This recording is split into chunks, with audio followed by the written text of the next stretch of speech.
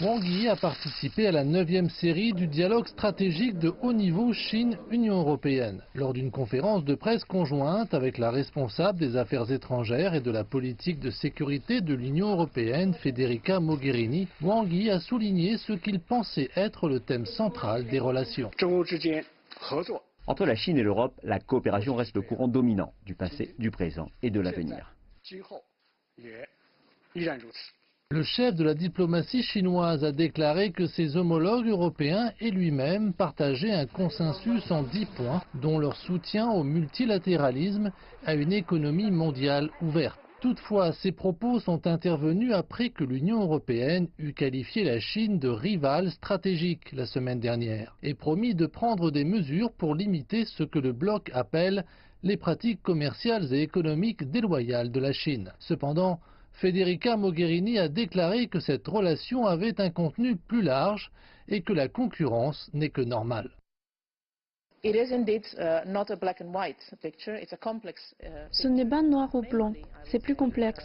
Mais principalement, je dirais que nous définissions les domaines de négociation dans lesquels nos intérêts peuvent converger, mais doivent s'équilibrer et trouver un moyen d'avancer en matière de coopération.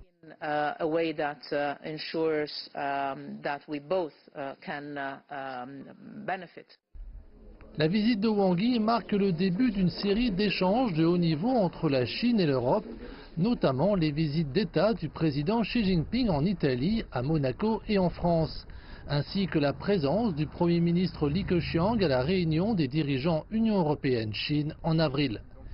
Ces voyages de Xi Jinping seront ses premières visites à l'étranger cette année.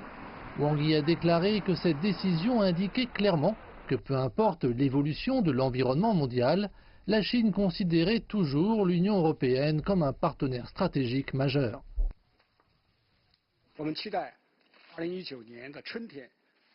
Nous nous attendons à ce que le printemps 2019 devienne un printemps chaleureux pour les relations entre la Chine et l'Union européenne et notre coopération pourrait propulser une énergie chaleureuse dans le monde en 2019. Avant la réunion de lundi, le ministre chinois des Affaires étrangères a été accueilli par le président de la Commission européenne, Jean-Claude Juncker.